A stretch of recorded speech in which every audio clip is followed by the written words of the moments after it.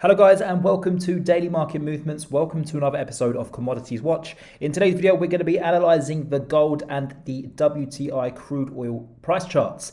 Just before I start today's video, I just want to say a massive thank you to everyone who joined us during our live stream yesterday. It was about an hour long. We went really into depth analysing several markets that I cover here on my YouTube channel. So thank you very much for joining. I've still got the actual price chart set up. So if you did miss the live stream yesterday, no worries. We're just going to quickly go through what I kind of said yesterday. So gold here has done exactly what I forecast. You'd have heard me saying in my last video that when we were testing these 1820 areas, that I did fully anticipate a rejection from this level here due to the fact it is a very resistant area. So it's a short-term roof in the market.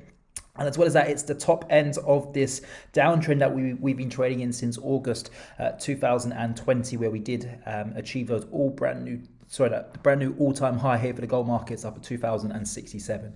Of course, we recently had that false breakout where we went to 1877, but then we come back to continue to trade in this downtrend, which of course is a very negative sign. So for those who don't know, I am bearish in the gold markets. I myself and my private signal team on my Telegram group chat and streaming service currently hold a short position. I'm not going to share with you where our entry and exit plan is here for the gold markets. If you would like to join us on that trade, still not too late, then make sure you go and join our streaming service over on my website. Link is in the description of this video.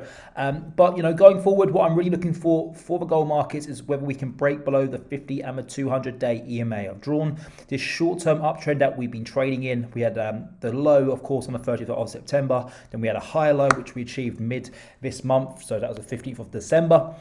And, I think that we need to go and retest that. But ultimately, what I do believe is, what I do see us doing is eventually getting squeezed within this triangle here. And if we break towards the upside, well, then we just go and test the area where we just tested a few days ago where we got rejected. So I think it's very unlikely that we break towards the upside here. I definitely favor more of a consolidation into this triangle than a breakdown lower, and that's why I put two price levels on this chart, which is the 1781 area that marks pretty much where this downtrend is.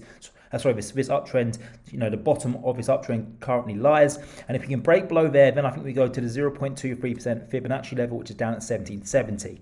Okay, if we can break below 1770, because don't forget, guys, it's offered plenty of support in the past.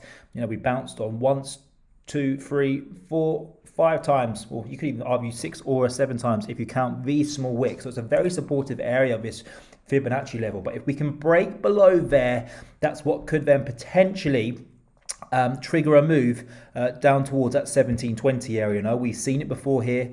If we can break below this Fibonacci level, that's where we could see that move down towards 1720. And then of course 1720, where it's offered us support on two separate occasions, on the 30th of September and the 9th of August 2021. If we can break below that level there, that's when I think we go to my ultimate target here for the gold markets, which is down at 1700 and potentially to 1680. Now, for those who don't know, longer term, I am extremely bearish here for the gold markets. I do see us at the end of 2022 trading near this area here.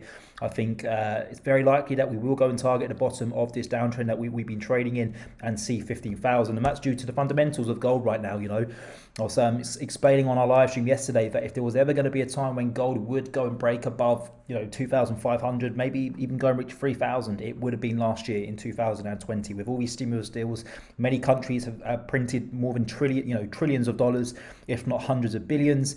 Most central banks around the world were given no choice but to cut their interest rates down to pretty much 0%. So we've never been in a low interest rate environment, to the extent which we have been in the past 18 months, with pretty much every single country in the world with interest rates near 0%, if not in negative rates, like over in Japan, for example. So gold has had its chance.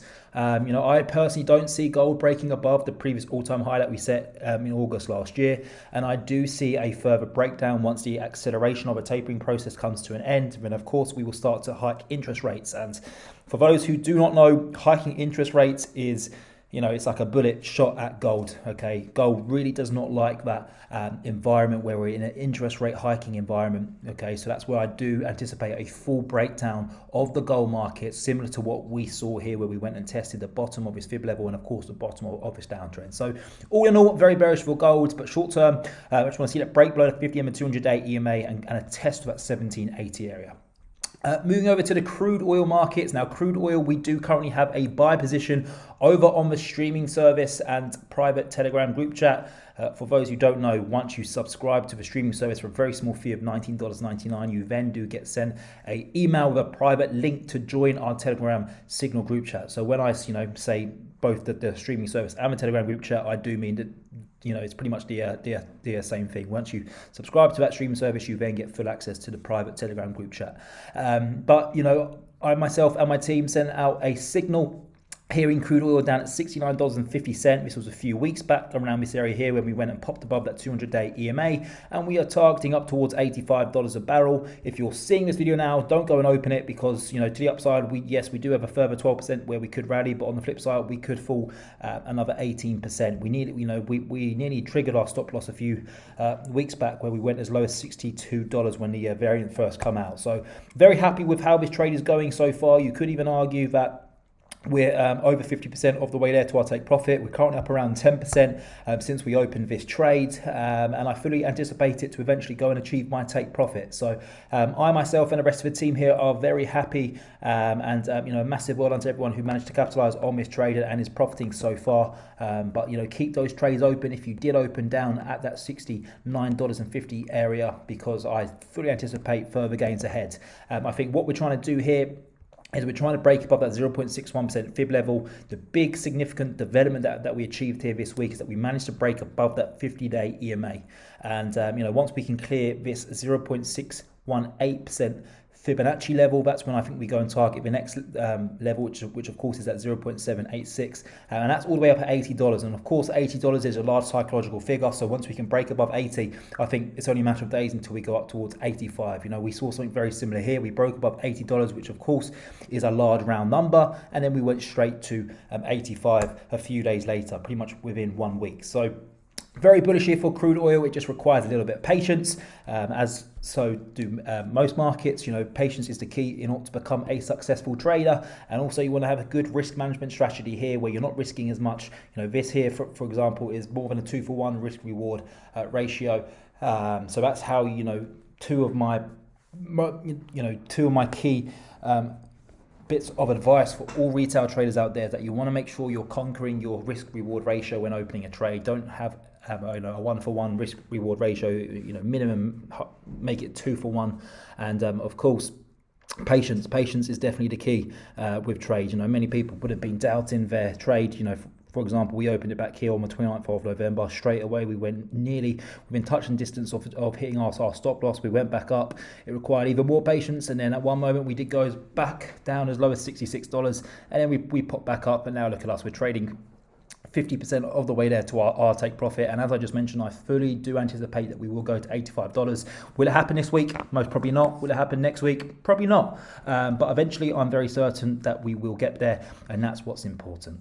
And that is going to wrap it up for today's video. But just before I let you leave, I just want to quickly show you our brand new streaming service. We've recently launched this website that you can see in front of you. This is where we provide in-depth analysis videos as well as trading signals via our Telegram group chat. How it works is really simple. We have 2 subscription plans. First one is a monthly fee of $19.99, and the second plan is only $209.99 for a year's subscription. Once subscribed, you'll then have access to all of our in-depth analysis videos, as well as access to our private Telegram group chat. We cover various markets such as commodities, US stocks, indices, and cryptocurrencies. We also have a video category where we provide educational content so that you can improve your trading skills. If this sounds appealing to you, then you can find our website link in the description of this YouTube video at dailymarketmovements.com.